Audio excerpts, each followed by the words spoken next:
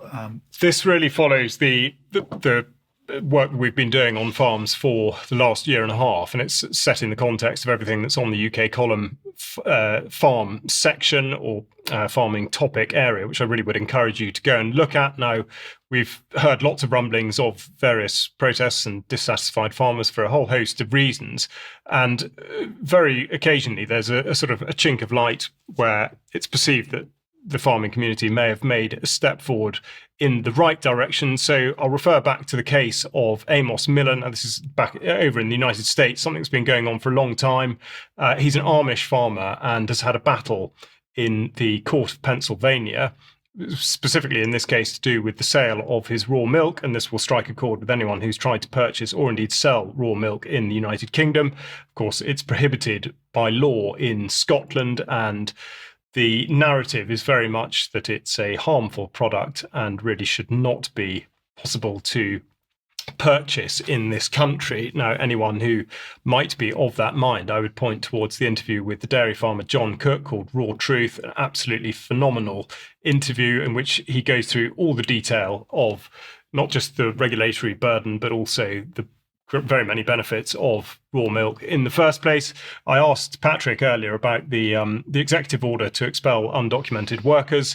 So again, related to this, we will look to the states to see how the way that migration is managed is going to affect the workforce, but specifically because, of course, like in the United Kingdom, it is run by large corporations. The only way in which to change this is to stop buying the food that they produce. Now, on a smaller scale, but nonetheless, I would say very relevant because of the message it sends. There was a recent intervention by Gloucestershire County Council suggesting to people that they buy oat milk rather than dairy milk. And this was on the basis that oat milk apparently produces fewer greenhouse gas emissions. Now, if we just put the science to one side, there was, of course, a hoo-ha, and the County Council have apologised. The point to be drawn out of this really is that whilst it was rejected by farmers, I would put it that effectively they walked into a trap by trying to argue the toss over the amount of emissions involved in dairy farming, rather than considering the principles of the very movement that is intending to shut them down. So the fallout from this is that there needs to be a greater examination of the climate narrative and the way it's wielded with which to destroy the small farm. Farmers, of course, repeatedly pulled down dead-end avenues, that being one of them. Recently, we saw much ado about the Bovaer feed additive, supposedly, which reduces methane emissions from cattle. But the point was that it might be harmful to humans or it might be harmful to the animal, rather than considering whether or not there was any need to reduce methane in the cow's digestive system in the first place. So the arguments really should be made, in my opinion, on fundamental principles rather than nitpicking over the detail of a particular point of policy.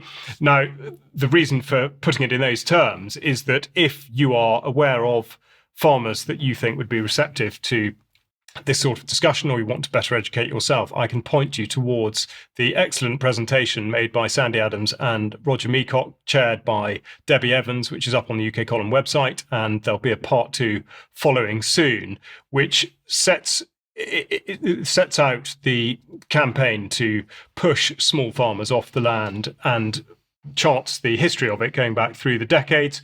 Now, to illustrate the point that I'm making really about all these policies being to the detriment of the environment and certainly the detriment of people and to the detriment of food security. One example is the suspension of capital grants by the Rural Payments Agency, and in particular that concerning hedge laying. Now, hedgerows occupy space that is not given over to the production of food on a large scale, but of course hedgerows can be used to produce food, and yet there are no capital payments available from the Rural Payments Agency for hedge laying, something that definitely does increase biodiversity and act as a massive species habitat, something that Defra, of course, say that they want to do but don't actually do. On Monday's news, Ben Rubin introduced the term posywid, which is an acronym for purpose of system is what it does. I can think of no better example than something like this with regard to agriculture. So it's the destruction of habitat, no biodiversity or food, but certainly plenty of money still available for taking larger areas of land out of food production now. And I'll just round off by the way in which the narrative is continually corrupted. And there's an exhibition about to start at Somerset House, which is called Soil, the World at Our Feet. And at first glance, one might think this is coming from the right direction. It opens tomorrow until mid-April, and it is an examination of how human health can be enhanced by good soil and the treatment of the soil. Of course, you scratch a little bit below the surface, no pun necessarily intended, and see that the exhibition itself is funded by the Gaia Art Foundation, among others. But you look again and you see that this Gaia fund receives money from several of the Rockefeller organizations. So I think you can see how it is that in actual fact, when they talk about soil and human health, what they really mean is that this is being subverted already to be specifically about climate change and indeed mankind not tinkering with the soil at all. In other words, not farming. So an effort to capture the genuine and holistic appreciation of soil's benefits to all of life and to move the focus into the arena of the climate narrative.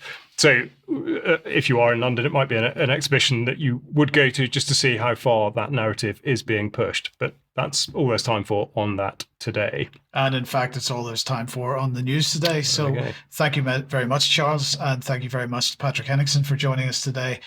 We'll be back in a few minutes for a little bit of extra if you are a UK column member.